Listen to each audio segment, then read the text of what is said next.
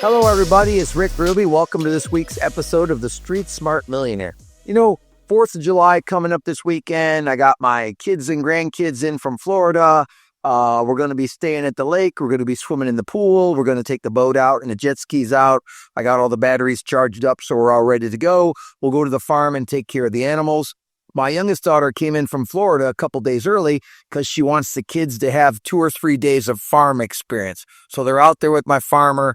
They're working on putting some fencing in. They're picking up donkey poop and cow poop, and they're cleaning up the barns. And I think it's good for my grandkids to learn how to work hard. I was with my daughter last night, and she's like, "Dad, my husband works really hard. He's a really good salesman. How'd you get so big?" And I'm like, that's a funny question. And it's like, I wonder sometimes myself as I'm sitting around at night, how come I've been able to do so well in sales and coaching and mortgage business and stock market? And I will tell you that I'm as driven as anybody I've ever met. And I've met other driven people, but let me tell you why I'm different. I'm driven, but simple. So here's how I look at it. I set a vision of what I want to make, and I always want to make 10% more every year than I did the year before. I never set a giant behead goal. I never said I was going to make $1 million. I never said I was going to make $5 million. I never said I was going to make $10 million. I just set a goal to grow 10% every year. So how do I help a few more clients? How do I retain a few more employees and clients? How do I close a little faster? Like one of my guys who runs my social media says, "Oh my God, the bill with AI, it's going to cause so much problems." It's not going to cause any problems. Here's the thing. AI will make everybody's life simpler, easier, faster, and more efficient. There's nothing bad about that. Now, I do believe that eventually there will be Terminator robots. I do believe AI will go crazy and there will be Terminators. I mean, if it's not like the Jetsons started this whole thing, the Jetsons was a cartoon from the 50s about spaceships and living out of space and air cars. And so I think that if you can dream it up, it can then become a reality. So that's kind of the philosophy of money. I had a dream that I would make 100 grand. Then I had a dream when I made 100 that I could make 250. Then I had a dream of making 500. Then I had a dream of making 5 million. Now I never had a dream of making more than $1 million until years later. I had a dream of making 5 million and then 10 million. And I will tell you this, I reverse engineer everything. I decide how much I want to make. Then I back out how much staff I need, how many clients I need, what I need to charge, what my overhead needs to be. So you take the end result of what you want to make and you reverse engineer through the process how to get there. Volume, margin, units, staff are all ingredients to running a business. So I look at it as like, I learned how to sell by watching other people. I learned how to run a P&L watching other people. I learned how to manage by watching other people. I learned how to lead by watching other people. I learned the stock market about watching other people. Like I watch a lot of TV. This is how I learn things. So I watch the show Suits, which reminds me of like being professional, being driven, being a killer, going after whale accounts. These are all things that I believe in that it takes to be successful. I watch Mad Money with Jim Cramer. I watch Fast Money. I watch Power Lunch. So I tape 3 TV shows a day and I try to watch 10 hours a week about the stock market. Like I was watching TV and this guy said, "Hey, for a free tip on the best stock ever, watch my website." So I had my sister watch the website. She told me what stock he picked. I looked it up. I don't think it's a great stock. I looked at it and what I think the future is AI-based, cybersecurity-based, energy-based. I think you're going to have lots of energy to run all this AI. I think you're going to have cybersecurity. So I own NVIDIA. I own Amazon, I own Meta, I own Microsoft. NVIDIA is the biggest creator of AI. Microsoft, Amazon, and Meta are the biggest users of AI. I have CrowdStrike and Palo Alto Networks, which are the 2 biggest cybersecurity companies. I'm coming to the end of the semester, July 1st. So I have a couple stocks I want to sell that are kind of flat. Here's what I believe. If your stocks haven't rallied in the first 6 months of the year, probably not going to rally the second 6 months of the year. So if you have stocks that have not done well, it might be time to move out of those stocks. For me, like Tesla's getting pretty beat up. I'll be buying more Tesla. I like Amazon. I like Meta. I like Microsoft. I like NVIDIA. I won't buy any more NVIDIA because I have a lot of it. but I kind of watched NVIDIA. It kind of hit a ceiling of 145. I felt if it would break through 145, it would go to 180. So it went to 157, it's pulled back today to 154, but I think it still has room to rally. I don't think that AMD or Broadcom or Intel are as good as NVIDIA. I'm not really sure, but that's my opinion. And just so you know, I'm only telling you what I'm doing. I don't care what you do. Here's what I'll tell you. If you save 20% of your paycheck for 20 years and you stick it in the S&P 500, you'll have a lot of money. If you stick it in the S&P 500 and a handful of really good stocks, you'll have even more money. I think that the S&P is the gold standard of the stock market. I mean, I believe it's averaged like over 11% for 25 years. So if you just bought the S&P 500, which is an index, and there's 4 indexes. There's the Dow, which everybody talks to is like 42,000. That's like 32 stocks. There's the S&P 500. That's at like 6,200. That's 500 stocks. There's the NASDAQ, which is at like 20,000. That has like 2,000 stocks. And there's the Russell 2000. I don't know what the price of it is because I don't really watch the Russell. That's 2,000 little companies. So there's roughly about 4,530 publicly traded companies, give or take. I mean, there's always some new ones, some old ones. So I think that if you buy the indexes, you pretty much have all the stocks covered. An ETF is a sliver of an index. Like if you buy a healthcare ETF, you're buying all the healthcare companies in the S&P 500. Like I own the Energy XLE, which I'm getting ready to sell because I don't think it's doing very well, and I'm going to trade it maybe for more Tesla. But the Energy XLE means I own all the energy companies in the S&P index. Now, there's 11 sectors: technology, cybersecurity, hospitality, commodities. There's all the healthcare. There's 11 sectors. So there's 4 indexes, 11 sectors, around 4,500 stocks. It's not that complicated. So I think if you know some basics, it will help you do better. It's funny, when I talk to my financial planner, he always confuses me, and I coached him for 18 years. So I'm still coaching him, and he's gigantic. I mean, he's got $4 billion under management, makes $15 million a year. He's probably got $35 million in the bank. I mean, he's doing really well. He's very successful, but he's very complicated. And for years, I've been simplifying everything he says to me and my clients. It's really simple. So here's the thing. You take 20% of your paycheck, you stick it in the stock market for 20 years, and you never take it out, and you'll be wealthy. Let's do the math. Let's say you only make $100,000 a year. You're a 10% earner in America. You make $100,000. 20% of $100,000 is $20,000. So you would reverse engineer. You would pay your taxes 35%. You would invest 20%. You would give 10%. So 35% and 20 is 55 and 10 is 65, which means you would have 35% to live on. So you would reverse engineer your paycheck. Now, that $20,000 a year that you save out of $100,000, okay, times 20 years would be $400,000 saved. Now, if you had it in the S&P and it doubled every 11 years, or it got 11% a year, it would double every 6 years. What you do is you take 72 divided by the interest rate. That tells you how often your money double. So if you took 72 divided by 11, the money will double in 6.5 years. Now, because you don't have the whole $400,000 in the market for the whole 20 years, it won't.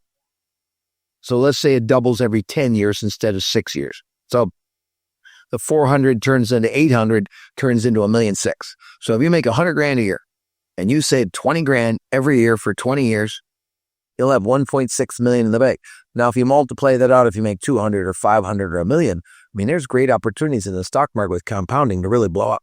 So let's talk about, that's how I learned the stock market. I watch a lot of TV. I ask a lot of questions. I do a lot of research. I don't go online very well because I have a smartphone, as you all know, because I'm not very smart. So I have a simple smartphone, so I can't really go online. But my assistant can look stuff up for me. My bookkeepers look stuff up. My CPA looks stuff up. My financial planner looks stuff up. So I have people that look stuff up for me. I want to be in the know. So I think that I watch a lot of TV and I study Mad Money, Fast Money, and Power Lunch. I tape those 3 shows every day. I try to watch 10 hours with the TV a week.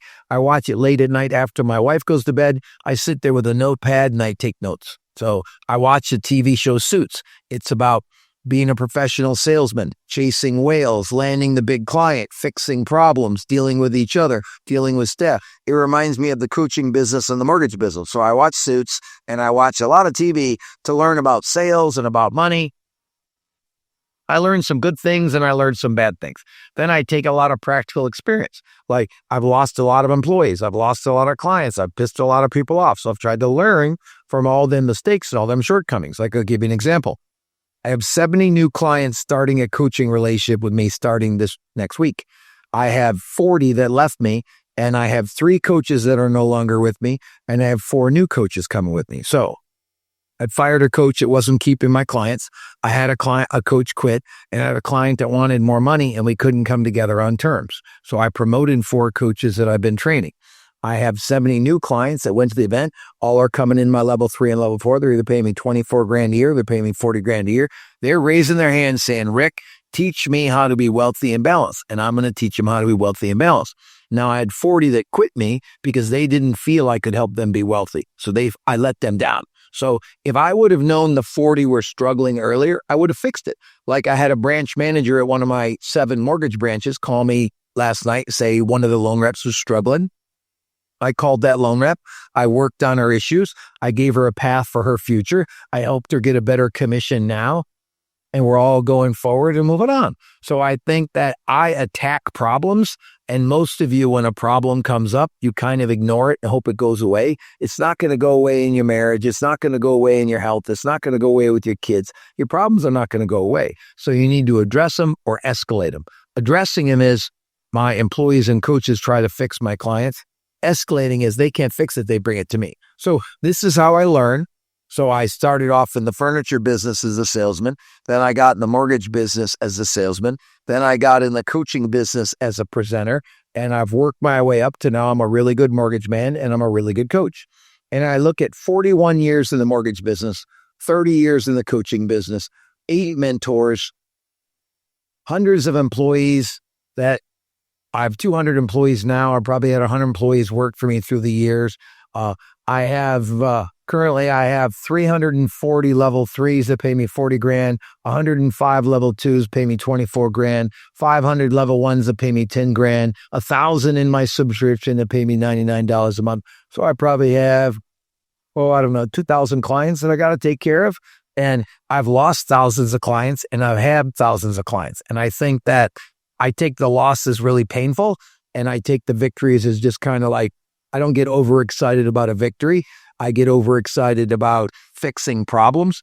And I think that as you learn how to be more responsible and you want to make more money, it really boils down to, can you solve more problems and can you fix more problems? Like, I don't have enough people joining my subscription at $99 a month to learn how to make money. So me and my internet department are teaming up with 2 of my coaches who are a little more internet savvy than me I have about 300,000 people that watch me a month. I have about 22,000 that watch my podcast every week. So I got to get those clients to raise their hand and engage in a bigger relationship with me. So I don't know how to get them to engage. If it was a sales opportunity and they were sitting in front of me, I could look them in the eye, tell them I'm going to take care of them. I'm going to find out what their needs are and I'm going to meet their needs and we're going to win together. And that's my style as a salesman. It's direct relational. And that's what I teach. I'm learning about the internet and I'm learning about casting a big net, but I'm really good about throwing a line in the water, meeting with a realtor. He refers me a client. I meet with the client. I look at their needs and goals. I show them what I can do. I look them in the eye, I say, listen, trust me, and I'll take care of you. Then I deliver exactly what I promise most of the time. Sometimes I fail and the client is happy. And then I program them for referrals and they refer me. So that's been my process of how I sold. So I'm learning how to increase my business because I only have so many hours in a day to talk to so many students, meet so many clients, where the internet gives me a bigger window to talk to people. So I think I've been a really good student. I think that's been my one specialty. I think number 2, I've had really good vision of growing 10% every year and never satisfying. I think that I've had a really good understanding of I wouldn't tell you that I'm excited about problems, but I expect problems. So because I expect problems and I know I'm a problem solver, like I have a fix-it tracker, like I teach off a greatness tracker where people track how many people they saw and how many people they talked to. I look at how many people I've fixed. So today I've had 17 people that I've already fixed a problem with today, and I got to get 20 a day. So normally if I solve 20 problems a day, I'm doing really well. I'm keeping my clients. I'm keeping my employees. I'm making money. I'm growing. So if I'm not solving 20 problems a day, I'm normally losing clients or losing employees or people aren't happy. Because if you have a boss like me or a coach like me and I fix your problems, it means you find me valuable. So to recap, number one, you got to have a clear vision that you're going to hit no matter what. Nothing's going to get in your way. So it was like, if you're a social media guy and you want to make 100 grand, you got to have that as a vision. Figure out what you got to do for me to pay him 100 grand. Simple. I think that then you got to have a coach or a mentor or a boss that you believe in. You must believe in your mentor or your coach or your boss. That's number two. Number three, together, they got to come up with a clear plan how you're going to get there. You come up with some of the ideas. He comes up with some of the ideas based on his experience, and you come up with a plan. How many people you're going to call? How many people you're going to see? How many people you send cards to? For me, I require people to meet 20 people a week, have food with 4 people a week, talk to 75 people a week, and send 20 thank you cards. This is what I require. But I also require so many events a week, so many videos. I believe like there's a story in the Bible about the great sower, where if you plant enough seeds, you'll pick enough fruit. If you plant good seeds in good soil, you'll pick a really good fruit. So I try to be a good seed. I trade it in the good soil, which is you guys, realtors, lenders, business people that want to make money. And together we try to produce a really good crop of like revenue and clients and profits and commissions so we can all grow and have good lives. Now, what is the purpose of work?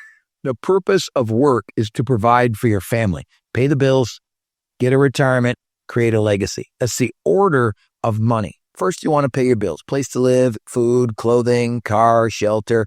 Then you want to do some kind of retirement. Like, what are we going to do when we get old? How are we going to do it? I just lost an employee that's 52 years old. Salesman, came from the car business, wanted him to hire in my level 1 sales department, entry level, 52 years old. I looked at his budget. He has no money in the bank at 52 years old, no retirement, no money in the bank at 52 years old.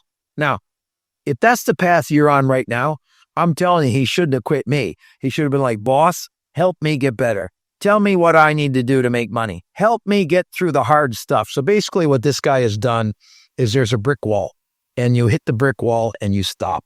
People like me go around it. We go over it. We go under it. Or if you're like me, you just go through it. So do not let brick walls stop you from being all you can be.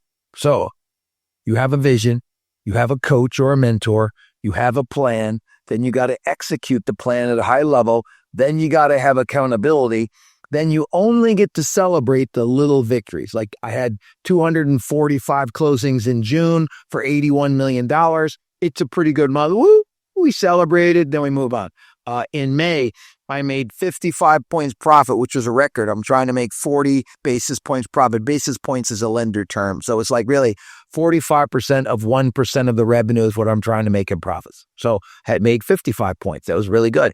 So that was a good month. Now remember, each mortgage is probably $400,000. So we did 81 million. So 1% of 81 million is 800,000. 55% of that is like, $450,000 was a really good month. So we'll celebrate. Then we'll go back to work and we'll start all over in July. So it's like these 70 students. I had a little celebration, but I found things to be mad about. I used to love Nick Saban when he coached at Alabama, and I would love his post-game comments because like, oh my God, our defense sucked. We gave up 22 points. And they're like, Nick, you won by 30. I know, but our special teams could have been better. Our defense could have been better. Our offense turned the ball over. For me, I focus on what I'm not doing well. I don't focus on what I'm doing well. And I think that's a secret in the sauce of how to become successful. So I look back at it. I'm going to work till the day I die. I'm 64 years old. I'm going to coach and I'm going to do loans. Those are 2 things I'm going to do forever and ever and ever. I'm going to do everything I can to honor God. I'm going to do everything I can to keep my wife, Britt, happy. I'm going to do everything I can to stay in shape, work out twice a week, diet 5 days a week. I'm going to recreate with my kids and grandkids on all the holidays and in summer vacation. What else am I going to do? I'm going to make a lot of phone calls. I'm probably going to call people out, yell. I'm going to invest in the stock market till the day I die. So nothing for me is do this until this. Everything is you just do these things. I'm going to be making phone calls and solving problems forever. But here's what I'll tell you, that at 64 years old, I'm about half the man I'm going to become. So I could become a better Christian. I could become a better husband. I could become a better coach. I could become a better leader. I could become a better investor. I can get in better shape. I can be a better friend. So I look at my life as my cup is half full, not half empty. I got plenty of time left. As long as God will leave me on this earth, I'm going to be growing and getting better. And I think you have to be on a journey of growth and getting better. And that starts with a mindset of I'm broken. And I think a lot of people don't like to talk about where they're broken. I'm open about where I'm broken and where I have to get better. Now, my wife doesn't like it when I come here and say, hey, let's talk about where our marriage is broken. She don't enjoy that. I enjoy that. How can I? So we mostly focus on how I'm broken and how I can improve in the marriage is what I focus on. So here's what I'll tell you. It's the 4th of July weekend. I want you to rest and recreate Thursday, Friday, Saturday, Sunday. That's what I'm going to do. I'm going to work today and work tomorrow. I'm going to come out Monday screaming, attacking, blasting it. I'm going to go be the best coach, the best loan rep, the best investor. I'm going to honor God. So this is going to be my weekend to relax with my kids and grandkids at the lake and the farm. And I'm going to come back with just go after it full speed ahead to consult to my boss really well, to be a better employer, to be a better coach. So let's make the second half of the year the best half of the year we've ever had. If you're with me, I'll make sure you're with. And listen, if you're not with me, come with me. I got a subscription. I got level 1. I've had like 10 people call me that are not even in my industry that want me to coach them. And 3 of them I'm going to coach that are not even in my industry that saw my podcast and like my style and want to work with me, and I'm going to help them. I will help anybody that doesn't have thin skin. If you have thin skin and you're sensitive and you get your feelings hurt easily, stay away from me. If you have tough skin and you want to do really, really well in life, I am the man for the job. I am up for the task, and I will make sure that you get paid, and I will make sure you have balance. Because let's be clear, wealth and balance, there's nothing more important than wealth and balance in life. And listen, it's hard to have balance if you don't have wealth. So I think as your finances get better, it's easier to get your balance better. I want you to have a great 4th of July. Thank you for being my client. Anything I can do to help track me down, I will be glad to help you. Rick Ruby, Street Smart Millionaire, over and out.